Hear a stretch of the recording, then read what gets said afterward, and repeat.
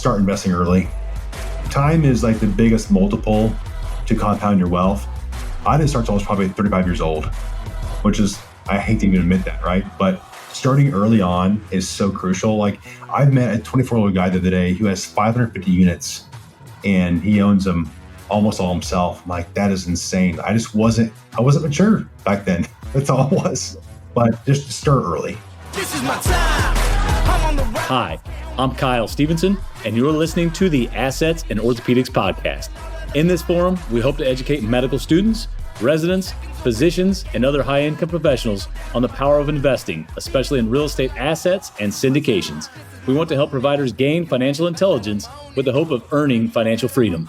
Please listen and learn so you can spend more time doing what you love with who you love. Enjoy the podcast.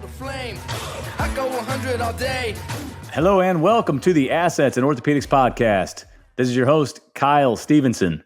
It is with great pleasure that I introduce you all to real estate investor, multifamily operator, and my friend, Mr. Chad Schieler. Welcome to the show, sir. Thanks, Kyle. Glad to be on here. This is great. Absolutely. No, we're excited to have you. It's been a long time coming. So, Chad, let me give a quick bio on you, and then we'll let you take us on your journey. Chad is CEO and founder of Focused Capital in Indianapolis, Indiana. He has invested in over 1,200 apartment units across the U.S. while owning and operating over 400 units and counting. After a very successful 17-year career in electronic payments, building a residual revenue portfolio, Chad transitioned to real estate in 2020, driven by a desire to positively impact communities, improve investor financial health, and build a great company. Chad is recognized for his expertise, often speaking at real estate events and interviewed on many national podcasts. His decision-making is shaped by a private advisory panel, ensuring informed and strategic business growth. Chad resides in Fishers, Indiana with his wife and two beautiful kiddos. Chad, that was a pretty encompassing intro. What do you have to add to that? That's a pretty high bar there, man. Oh, thanks, Kyle. It's been quite a ride here in the real estate space over the last, 7 years in total. But yeah, first and foremost, got a new little kiddo. True's got 2.5 months old. Little dude is happy, and my daughter's gonna be 5 years old tomorrow. Life's doing great here, but we're in a great market. Indiana is a great home base to live in, great for businesses and taxes. I'm thankful that I live here and I can invest in my own backyard. But I'm happy to share my story here with you, Kyle, and your audience. Yes. No, we're excited about this. So we're going to start from the beginning, Chad. So just to let you know, most of my audience we're really gearing towards medical students, young physicians, and really any other high-income professionals. I have buddies that text me all the time about this stuff, and they're not necessarily physicians. So this can really be geared towards a lot of people. But we want to learn more about you and how you started. So give us the origin of how you went from your job of 17 years to real estate investing in 2020. Well, if you ask my wife, she'll say I was crazy for doing that. Like, why would you ever leave a job for almost 2 decades and start something new out of the blue, right? At 47 years old. But here I am. It all worked out. But, it all started about 2017. I just wasn't quite feeling challenged anymore. I did pretty well in my last business, built a good book of business there, residual income portfolio. It was going great. And it was pretty easy, honestly. I was probably working 3 days a week, pretty simple, had a great client book of business. And I'm a very driven kind of a guy, very challenged. And I just wanted to build something different. And I read this purple book called Rich Dad, Poor Dad. And when I read this book, the whole thing flipped. I'm like, are you serious? So I can buy a property. I can get cash flow from it. They pay the equity, they pay the mortgage down. There's appreciation. There's tax benefits, which, by the way, I had a tax problem to solve, a big problem to solve, actually. So that's kind of why I went into real estate to begin with, is because taxes are your biggest expense in life. Like, I'm not going to pay the government all these taxes. There's a legal way to not pay them and invest in what they want you to invest in. So long story short, after 3 years of researching, overanalyzing everything, and looking at probably 100 properties and a lot of mentor coffees and breakfasts, I finally bought a fourplex in 2020 and just kind of went from there, made a lot of mistakes over time. And I focused on using my own capital first at the very beginning for the first 4 deals, because I knew if I'd make my own mistakes with my own money first, it'd be really important to me to do it well. But I'd be able to make even better decisions, putting those behind me when I started raising capital in the future down the road. So I did a 4 unit, did a 15 unit that year, did a 20 unit, and the next year did a 25 unit. So it started to snowball over time. But at some point in the middle there, I had no more time left because I was still working the other business and real estate. And I hired an admin to take over my daily duties, like my emails and phone calls and texts, to kind of keep that business going on the path I was on.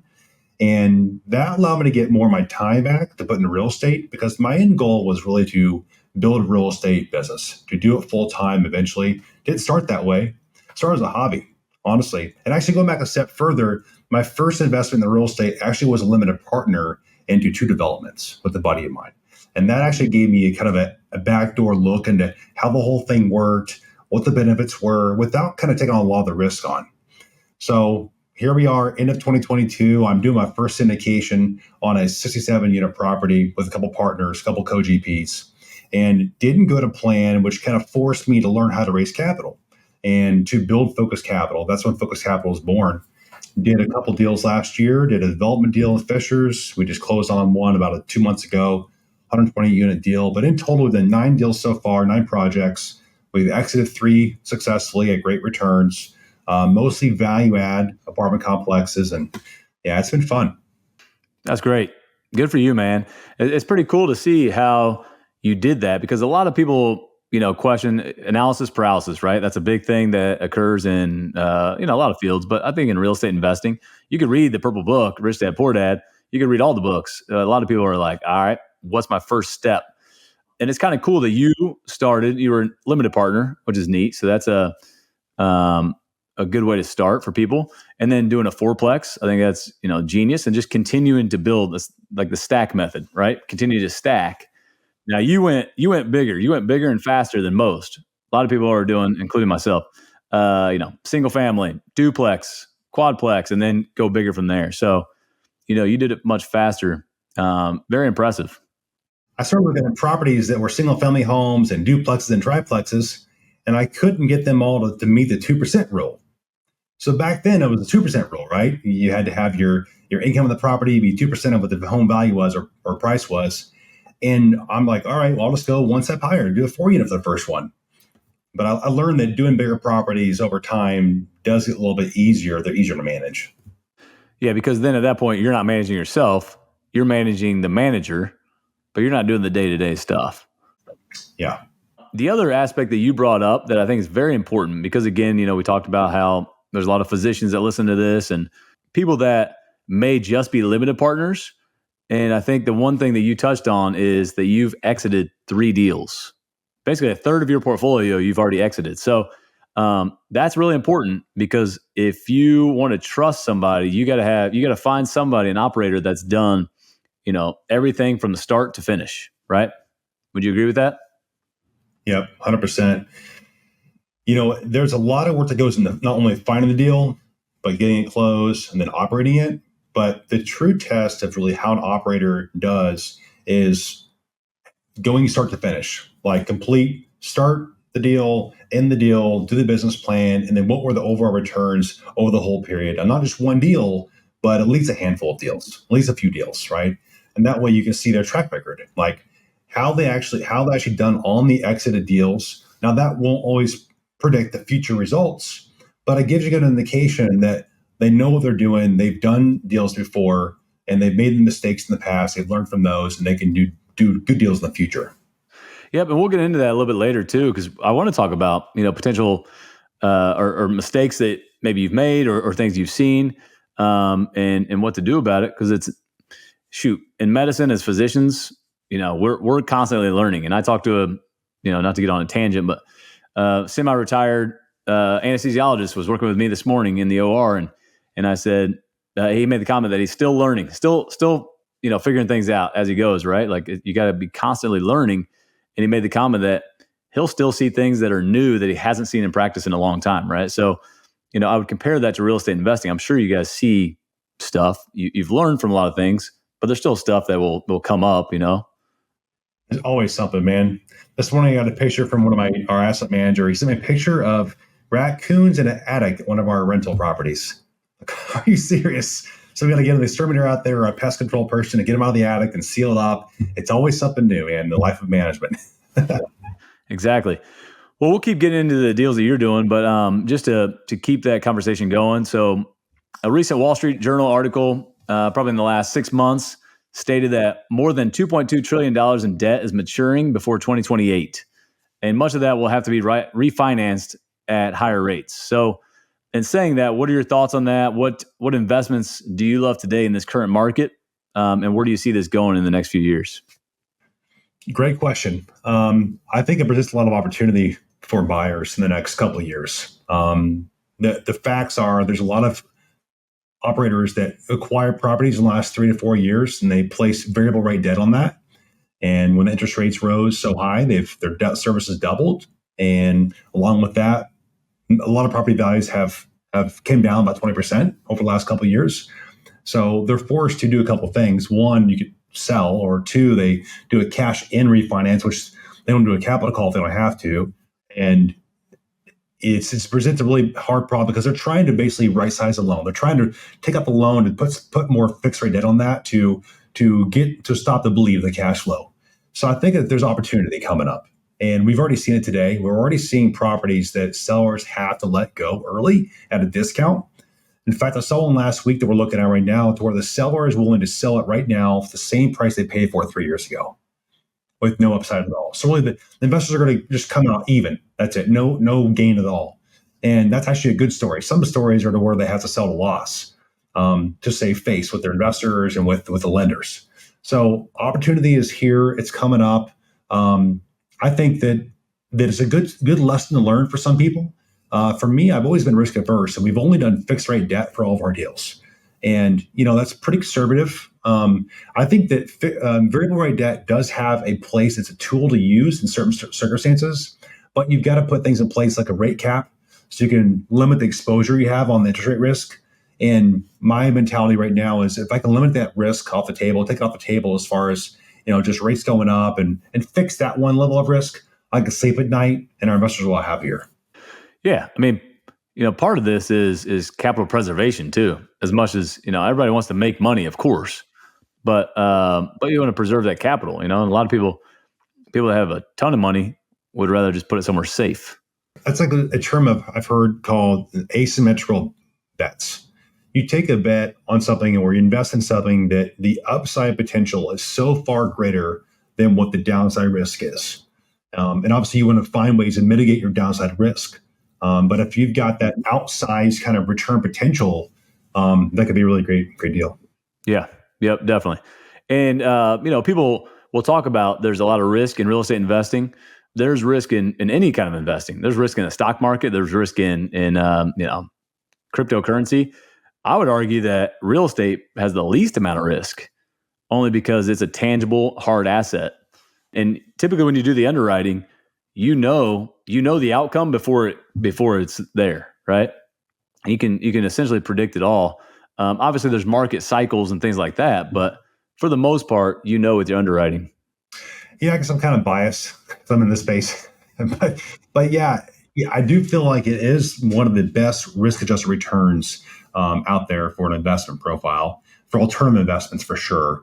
And this kind of goes back to the fundamentals of real estate. The fundamentals of multifamily real estate apartment complexes are so great right now. We've got still a huge shortage of units to be built in the country. We've got new starts slowing down as construction starts. They're slowing down right now to all-time lows, which will create even more demand for the rental units that are currently occupied or currently built in the next couple of years once the new supply comes burned off. And people can't buy a first-time home anymore for what they used to be able to buy it for. And then with a mortgage. So it's now the rates have come down a little bit now in the last couple of months, but there's still an affordability issue. And there's still a big need for rental housing. And there's still people, the newer demographic doesn't want to buy a home anymore for the next 30 years. They want to rent a house, be more transient and be more flexible. So the fundamentals are there for multifamily. And that's why we like investing in that. Absolutely. So let's keep talking about your deals and what you're thinking, or where do you invest? Are you mostly here local in the Midwest, mostly in Indiana? What do you think about that? Yeah, Indiana. So our core buy box right now has been anything within a 2-hour radius of Indianapolis, Virginia. And we bought stuff in Lafayette, Lebanon, Kokomo, Crawfordsville, Columbus, Richmond. and stuff that's close to home. We can get to in a couple hours, maybe an hour tops, and stuff we can manage easily. Now we are going to start expanding out of Indiana here pretty soon to other great markets, but we look for markets that have a great story. They have a growth potential there. They're growing right now with the jobs, the population, the wages, the incomes are good, and limited supply too. That's an important factor. But yeah, Indiana, it's a great home base here. Great for taxes. It's awesome. Enlighten me a little bit, if you can, on Indiana in general, the Midwest, Indiana, really Indianapolis. It has been just very stable when it comes to the market, right? I mean, there's tons of jobs here, so there's always people moving this way. It doesn't ebb and flow like the coasts, for sure, East Coast, West Coast. But even in 2008, correct me if I'm wrong, it didn't get hit as nearly as hard as the coasts or any other areas. Really, wasn't it pretty stable throughout 2008 when there was a big housing bubble that popped or that burst? Yeah, it's still dipped a little bit, but Florida. I remember back then, Florida in my time in '08, I remember hearing people talk about you can get homes for 30 cents on the dollar, and I thought that's crazy. But I wasn't in a spot to go buy them, so I couldn't take advantage of that cycle, right? Well, lesson learned. Here I am now, right? But Indiana, it's steady Eddie. That's what it is. We have people from California invest here all the time because they want to get their money out of that state that's not a landlord from the state at all and put it in a state for cash flow. We won't see the big spikes in appreciation like the big MSAs will, like Phoenix or Chicago or New York, right? That kind of thing. But we won't see the dips either. Indianapolis is actually right now ranked the number 4 top rent growth market in the U.S. And the last couple of years, actually a year and a half, they've been at the top. So we have not dipped at all. Where a lot of markets have actually seen rent growth retraction. They went backwards. We've continued to get rent growth in the last couple of years. So we've been very fortunate there. Fantastic, man. Well, that's good. I mean, you got a lot of competition here in Indianapolis, but this would be good for listeners to hear that, to hear your story, and to know that this is such a prime place for investing. So, switching gears just a little bit, as I alluded to before, again, so as physicians, we deal with adversity and overcoming difficult situations all the time, whether it's in the operating room or just dealing with patients. When you deal with human beings, you're pretty much going to be you're going to be in for a surprise, certain days, right? And I would say the same thing with real estate investing. Now, mine's on a smaller level, but let's talk about in real estate investing or in your experience overcoming some difficult situations. Is there any like challenging experiences that you've had in these last 9 deals that you've done, and what have you learned from it and taken to the next deal? There's been so many lessons learned, man. I could write a book for sure. On the second deal that I did, I probably had the most valuable lessons on that deal. That was my 15-unit deal that I did. Man, we had so much extra repair costs on that property than I thought we would have. I didn't get somebody highly skilled to go look inside all the units and the attics, and we had so many issues. Like we had to gut rehab almost the whole entire property, and we hadn't budgeted for that. And we had water main issues. I had a contractor leave me he sold $40,000 and left the job. I had a lender issue where I thought they were giving me a fixed rate loan. It was a variable rate loan. Come to find out, we fixed it when we figured the problem out. Man, a lot of issues there. So what should have been like a probably 38% return was like a 16, which is not bad, per year. But lessons learned there. It's like the bigger deals you do, you face a new set of problems every time. Like the last deal we did, which is the biggest one done so far, and we had issues like we had a lender pull out on us 3 weeks prior to closing, and we had to scramble and figure out a lender who would get it done, and somebody did. But makes you sweat a little bit. Absolutely. There's been challenges raising capital sometimes, just doing bigger deals and bigger deals. There's been challenges with some employees sometimes. And I had an employee in the past who just wasn't doing their job with the properties, and properties had some issues, and we had to go fix them afterwards. So yeah, you're always going to have some challenges, but when you're the guy in charge and you run the ship, you got to figure it out, and we'll figure it out. That's right. Yep. So before this, when you were doing your, what were we doing? The credit card thing, the electronic payments. When you had that company, you were the boss. Did you have employees underneath you, or is this real estate game? Is this something new to you where you have employees? Yeah, great question. So the real estate business is the first time I ever had employees. First time. With my last business, I was more of a contractor for a company out of California, independent contractor. So I was a one man band. So you got to think about this. For the last 27 years of my life, my adult career, I just been a one man show. Whether I was an employee at an early job on or had this sales job with the electronic payments industry. So then shifting from that to now hiring, 5 employees in the last year now at age, 43 years old has been a pretty big shift. So a lot of my development has came now from how do I run a business? How do I create processes and systems? How do I develop SOPs? How do I be a good leader to people? How do I create a good culture? How do I create mission statements and a website and systems, right? So it's been a really cool learning experience. And I've been fortunate to really find some great employees now along the way. And then they're pulling their weight equally. It's been nice. Yeah, I've met some of them, and they're fantastic. And it's a culture, right? Like you've created a culture for Focus Capital. You're in great shape. You're a good guy, but you're willing to do the hard work, right? So then your employees see that, and they're willing to fight for you in the company. Yeah, it's so true. Like a leader shows people how it should be done and helps them achieve their goals. There's two of the things, in my opinion, and you've got to get in the trenches and do it yourself too. Yep, I love that. So again, for physicians, say let's talk to a physician here that is making good money. He or she is in the middle of their career. They have some money that they want to put into real estate. So they're going to be a limited partner. A lot of physicians, I think, it's smart to be a limited partner, to hand the money over to a trusted operator to run it. They collect quarterly distributions and then make money on the refinance or sale. So I always say, invest in the jockey more than the horse, right? Invest in the operator that could take, a good deal and make it a great deal. So what are some things that we should look for in an operator as a physician if we want to hand over our money? Well, I think first thing is like, do you know them personally? If you know them personally, that's a benefit. Obviously, it's a plus. But have they went through full cycle deals in the past? Have they been through maybe hard times? Like, what lessons have they learned so far? What kind of team do they have?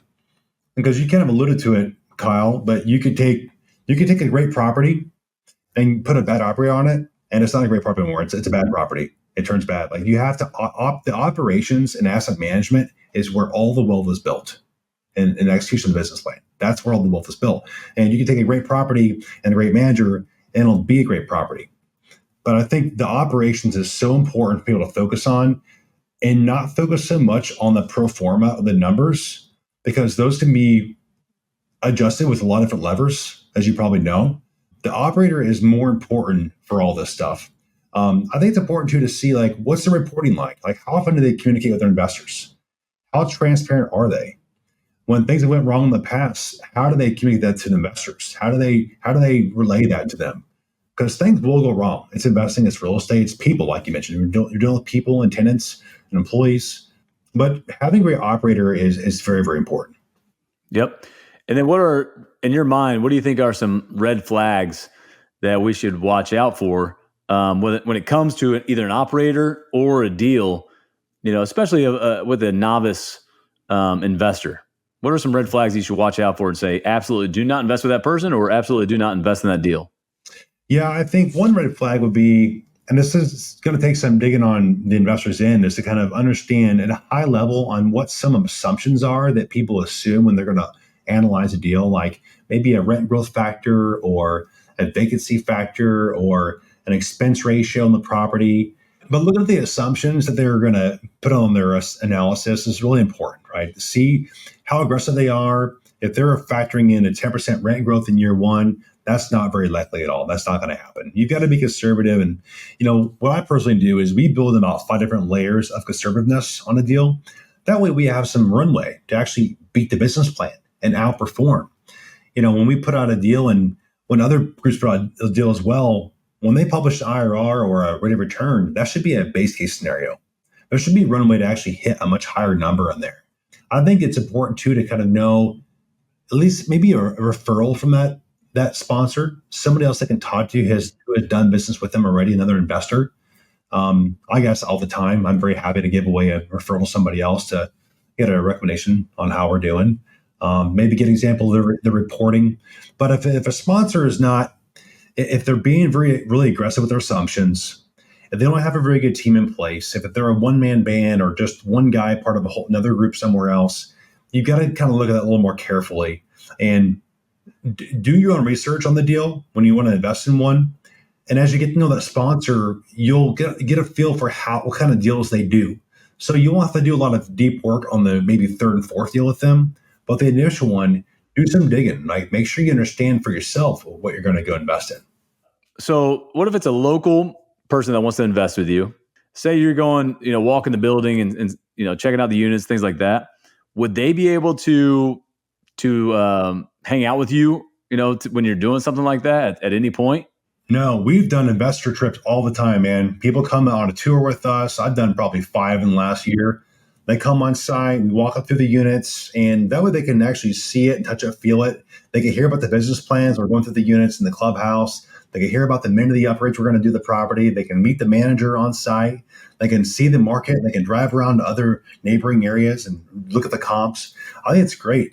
Yeah, if people want to do that, we've got a van before, a big old Sprinter van that took residents up to a job site before. It was fun.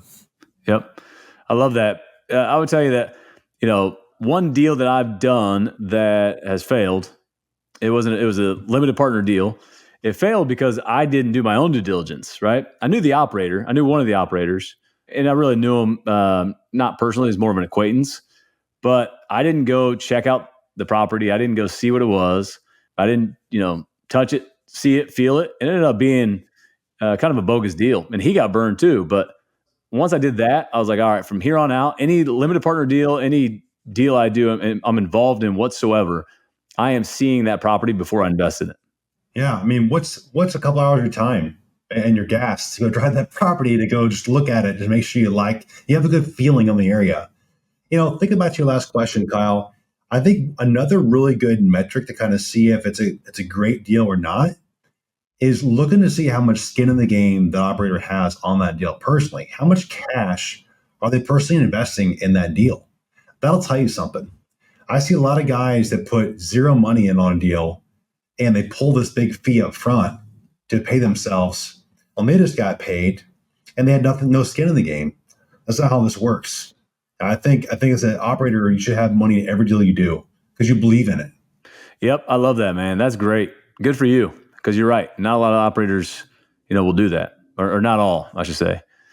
So I know that when you go to Focus Capital website, you'll see a nice picture of you in your, business attire. And then the next picture over is a picture with you with a surfboard. So you spent some time in Hawaii. Was it last year, 2 years ago? And the reason I bring this up is because as physicians, we feel like we grind all day, every day. And the wintertime is the worst time, to be in the hospital because when you wake up and go to the hospital, it's dark. When you leave the hospital, it's dark. It becomes a very, dark and lonely place, right? And so for us to have that mentality to say, there's a potential for, or I should say really, real estate professionals or real estate investors maybe get a little bit more freedom, potentially, and could go to Hawaii in the wintertime and still work. Can you tell us about that a little bit? Yeah. I feel very blessed to be able to do that the last couple of years. About 5 years ago, I talked to my wife and I said, you know what? I had a crazy idea. I'm like, let's go just pack up for a month in the wintertime and go live somewhere else. And she thought it was crazy. She's not used to that. She's like a week vacation here, 2 weeks here. I said, no, a whole month. Let's get out, sit away in February, the worst time of the year. It's gray, it's cold, everyone's in a bad mood, lack of vitamin C. And let's get out somewhere else. So went to Scottsdale 1 year in 22, sorry. And we went to Hawaii in 2022 for a month. And then we liked it so much in Hawaii. It's our favorite place of all. We went for 3 months this past winter. Went from January, I think, 4th to April 4th. And I came back once for a groundbreaking ceremony, but it was so cool just to be out there. And if I had a different job, I probably couldn't have that flexibility to be able to do that. But I worked every day out there. It was different. It was from 6 a.m. until 1 p.m. usually. Then I head to the beach, some surfing with the family. But it was amazing out there. Still did team meetings, still did, video calls, investor calls. But having that flexibility, I think that true wealth is time freedom, location freedom, financial freedom. It's all that together. It's not just having extra money, because if you don't have the time to go spend it or time to go somewhere else to enjoy yourselves, what good's it do? Yeah, great book called Die with Zero. I just listened to the podcast with Bill Perkins, the author, and Peter Attia again recently. But the book's phenomenal. And in that book, he talks about the three big variables in life: health, wealth, and time. And the ultimate equation is optimizing those three things to get net fulfillment out of life, right? So if you got to balance those three things, because you don't want to have all wealth, but your health and your time suck, right? You're 99 years old. You have all the wealth in the world. Who cares when you're going to die tomorrow, potentially, right? The other aspect is when you have all the time or all the health in the world. So you're healthy, you're crazy healthy, but you have no time in the day because you spend all the time at the gym, 24 hours. Your family suffers, your other aspects of life suffer. That doesn't matter, right? So it's got to be a balance between those three things to get net fulfillment of life. And figuring that out for yourself is really the important part, right?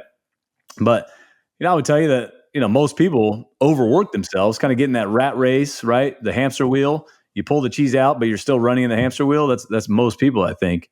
And so doing something like what you did, just take a few months off and go, or you didn't stop working. You continue to work, but getting yourself out, going to Hawaii, doing something different is pretty cool. Something that I think we all would aspire to do. Yeah, it was an awesome experience. It was great. My daughter loved it. She cried when we left. So did my wife. But it was a great experience. I would say if you can do it, you listeners, if you can do it someday, do it, because you won't get the time back at all with your family. And Hawaii is an awesome place. Yep. And tongue in cheek, you cried when you got there because you knew how expensive it was going to be. They cried when you left. I get it. Yeah, I didn't cry at all. I was ready to get back. That sounds awesome. All right. So when I finish the episode, I have 4 final questions I'm going to ask you. But before we get to that, one thing here, just speaking to the audience, what advice would you have for physicians of all ages?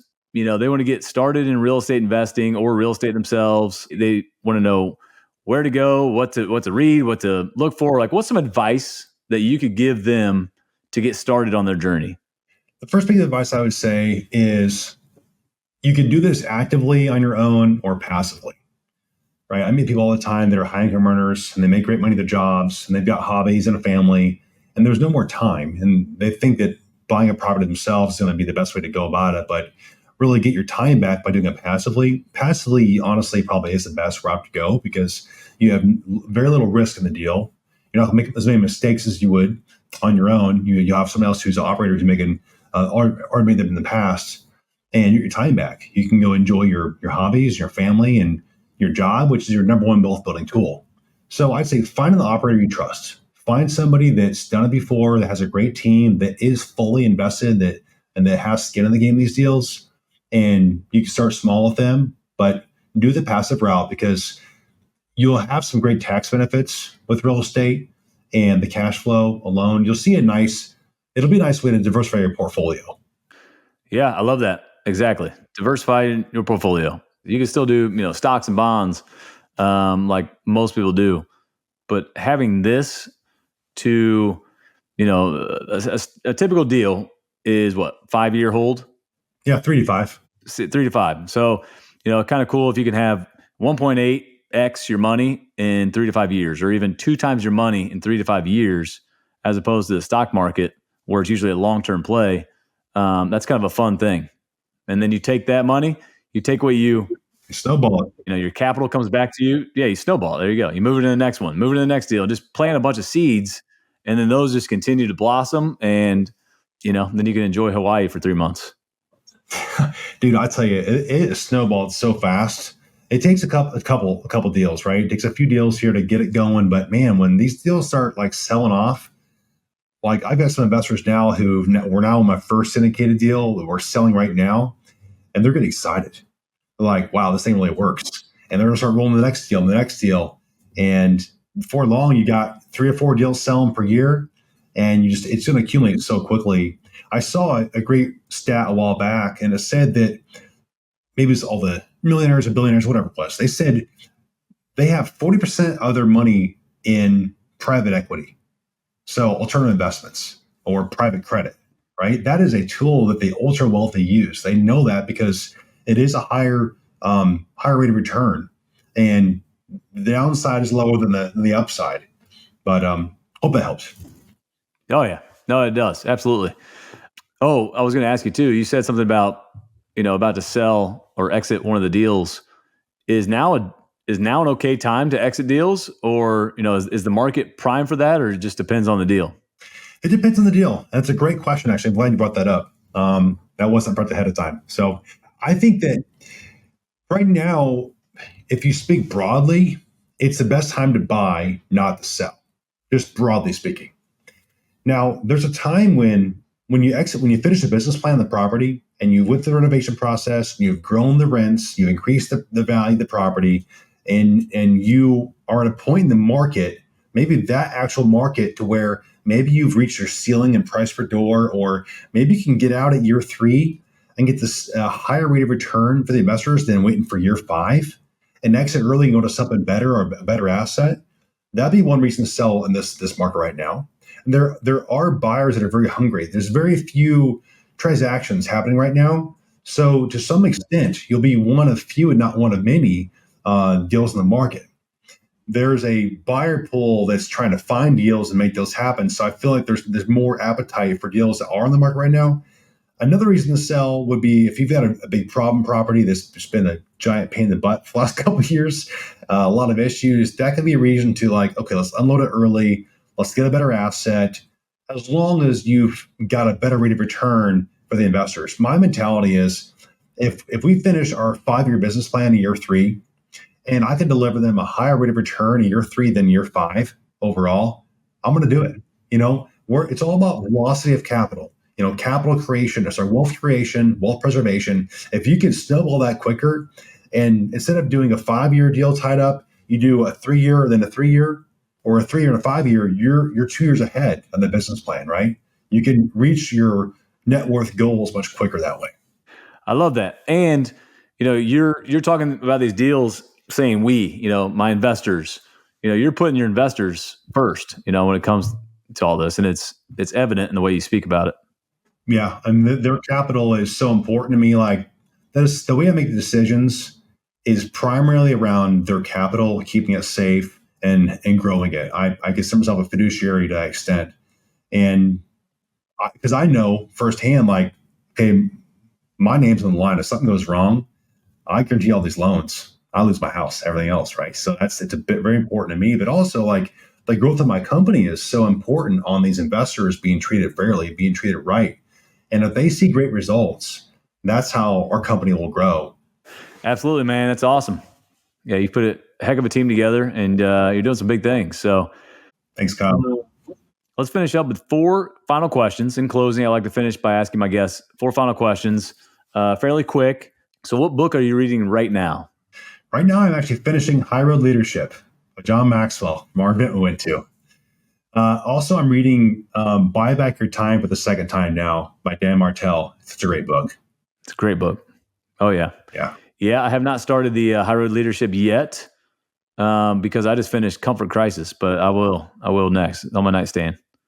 John Maxwell. So, yeah, to that point, yeah, we went to go listen to John Maxwell, Chad and I, and it was phenomenal. All right. What advice would you give to your 25-year-old self? Oh, man. Start investing early. Time is like the biggest multiple to compound your wealth. I didn't start until I was probably 35 years old, which is, I hate to even admit that, right? But starting early on is so crucial. Like I've met a 24-year-old guy the other day who has 550 units and he owns them almost all himself. I'm like, that is insane. I wasn't mature back then. That's all it was. But just start early. And what is your definition of wealth? I kind of mentioned it earlier back in this episode, but my version of wealth is not only financial freedom, but also time freedom, location freedom, purpose freedom, relationship freedom, being able to live where you want to live, spend time with who you want to spend time with, take care of yourself without worrying about money, and having a purpose in life with no ties. That obviously is a real meaning of wealth, but I think it may get an impact on people's lives. But just being able to be free in life is true wealth. I think even having time is probably the most important one of those. Having the time and just getting time back. You can't buy more of that. Absolutely. Yep. And to finish, similar to what you actually just talked about, Proverbs 11:25 states that a generous person will prosper. Whoever refreshes others will be refreshed. So if you could make a big impact by giving back, what would you or have you done or focused on by doing that? Yeah, that's one of my passions. One thing I'm really moved is to create financial literacy among young kids, young adults, young families. And we have a project right now we're working on about to launch where we're going to be able to give all of our tenants free access to a financial literacy course and give quarterly classes and lessons on how to actually use that and give them the tools to better themselves, which will help, obviously, our properties run better collections, help them and their families. So it's kind of like a big revolving door, big circle. I've always had a kind of mission to help young kids as well, out of school programs with financial literacy. I think it's a big need in the country right now, huge need. We skipped the generation with the financial literacy. So that would be my biggest impact. Very cool. I'd love to hear how that continues to go. Well, thanks for coming on the show, Chad. It's been amazing getting to know you, and it's been amazing to get to know you as an operator, but really more so as a person. And I look forward to watching you and Focus Capital continue to grow. Where can people find you? Yep, our website, focuscapital.com. My email is on there. You can find me on LinkedIn as well or Instagram. But reach out, happy to fill the questions you've got and help in your journey. Yep, that's great. Good, man. Well, we'll get this episode out there and blow it up. Awesome. Thanks, Kyle. Appreciate it. Yeah. Thank you, sir. This is my time. I'm on the rise. Can't hold me down. Thank you for listening. If you found value in today's podcast, please leave a review so our community can continue to grow. If you would like to stay connected or receive a copy of your free investing ebook, please go to www.sharpinvestmentsllc.com, and that's sharp with a P as in professional. This is not financial or tax advice. Please consult with your financial advisor or CPA.